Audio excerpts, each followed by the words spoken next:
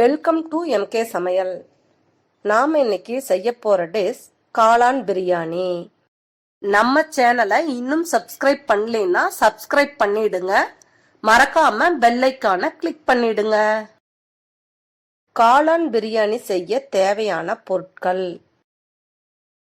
காளான் 400 கிராம் எடுத்து கழுவி சுத்தம் பண்ணி வச்சிருக்கிறேங்க. பாசுமதி ரைஸ் 1/2 கிலோ எடுத்து 3 முறை தண்ணியில கழுவிட்டு அரை மணி நேரம் ஊற வச்சு வச்சிருக்கேங்க. எண்ணெய் தேவையான அளவு எடுத்திருக்கிறேன்.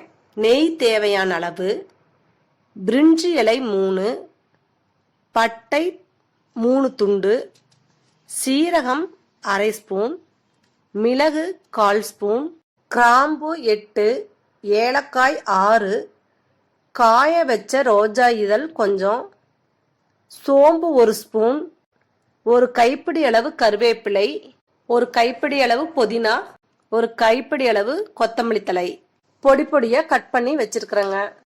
பூண்டு 12 பல், இஞ்சி 1 துண்டு கட் பண்ணி வச்சிருக்கேன்.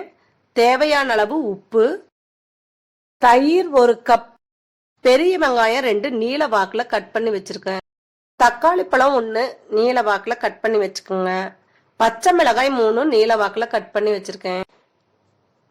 Biryani masala 1/2 table spoon, garam masala 1 spoon, கொத்தமல்லி தூள் 1 ஸ்பூன், மஞ்சத்தூள் 1/2 ஸ்பூன். முதல்ல மிக்ஸி ஜாரை எடுத்துக்கலாங்க. இஞ்சி பூண்டு போட்டுக்குங்க. எடுத்து வச்சிருக்கிற ரோஜா இதழை போட்டுக்குங்க. சோம்பு 1/2 ஸ்பூன், ஏலக்காய் 3, பட்டை 1 துண்டு,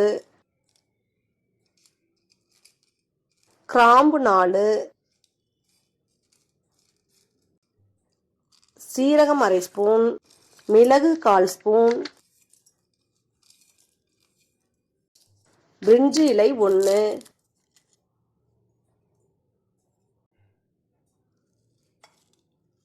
கட் பண்ணி வச்சிருக்கிற புதினா கொஞ்சம், கொத்தமல்லி கொஞ்சம், கருவேப்பிலை கொஞ்சம், 2 தக்காளி துண்டு, 2 ஸ்பூன் தயிர், எடுத்து வச்சிருக்க மசாலா தூள் எல்லாத்தையுமே போட்டுக்குங்க. நல்லா நைஸா அரைச்சி எடுத்து வச்சுக்கோங்க.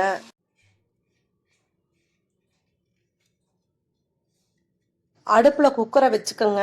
குக்கர் சூடானதும் தேவையான அளவு எண்ணெய் ஊத்திக்குங்க.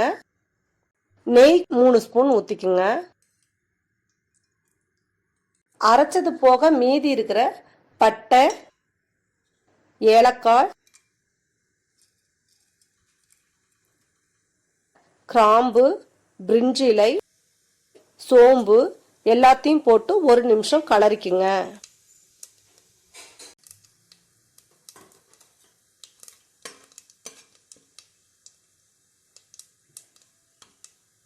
கட் பண்ணி வச்சிருக்கிற பெரிய வெங்காயம், பச்சை மிளகாயை போட்டு நல்லா பொன்னிறமா வதக்கிக்குங்க.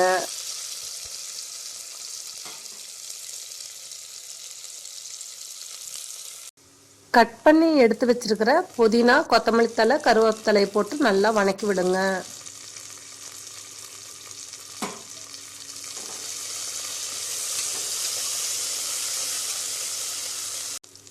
தக்காளி பழத்தை போட்டு நல்லா வணக்கி விடுங்க.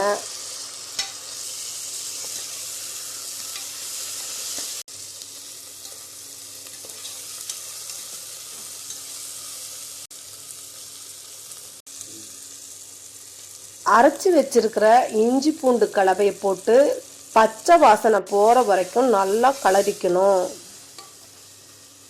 3-4 நிமிஷம் நல்லா எண்ணெயிலேயே வணக்கணும். பச்சை வாசனை போனதுக்கு அப்புறம் மீதி இருக்கிற தயிரை ஊத்திக்குங்க. நல்லா கலரிக்குங்க.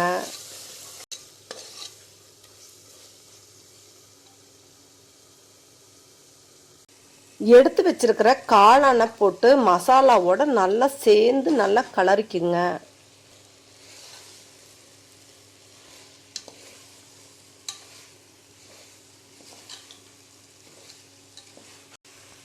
அரை டம்ளர் தண்ணி ஊத்திக்குங்க. ஒரு 3 நிமிஷம் அப்படியே நல்லா வேகட்டும்.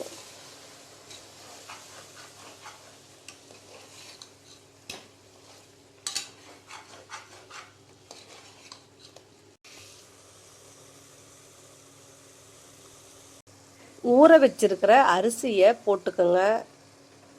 நல்லா கலரி விடுங்க.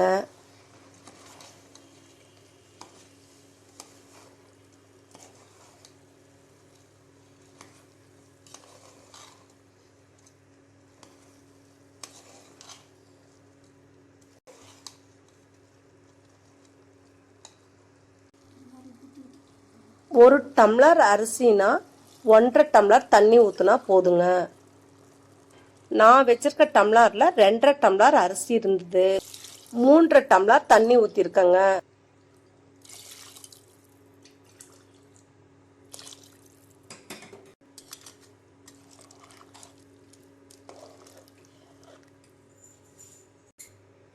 தேவையான அளவு உப்பு போட்டு நல்லா கலரி விடுங்க.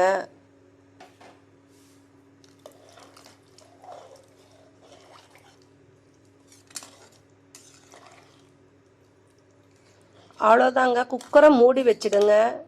2 விசில் வந்தா போதுங்க. 2 விசில் வந்து விசில் அடங்குறதுக்குள்ள தயிர் பச்சடி நாம ரெடி பண்ணிடலாங்க.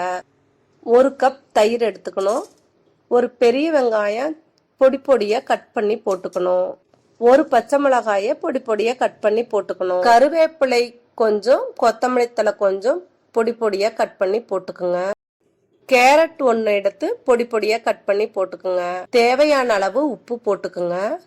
தயிர்ல நல்லா மிக்ஸ் பண்ணிக்குங்க. தயிர்ல எல்லாத்தையும் நல்லா கலக்கிக்குங்க. அவ்வளவுதாங்க, பச்சடி ரெடி ஆயிடுச்சு. தயிர் பச்சடி. முட்டைய வேக விட்டு எடுத்து வச்சுக்குங்க. விசில் வந்து 5 நிமிஷம் ஆச்சுங்க. குக்கரை திறந்து பாத்திரலாங்க. காளான் பிரியாணி ரெடி ஆயிடுச்சுங்க.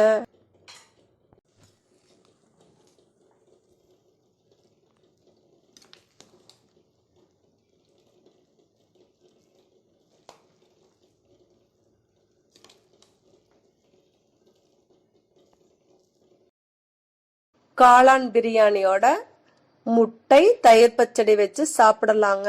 சூப்பரா இருக்கும். தேங்க்யூ ஃபார் வாட்சிங்.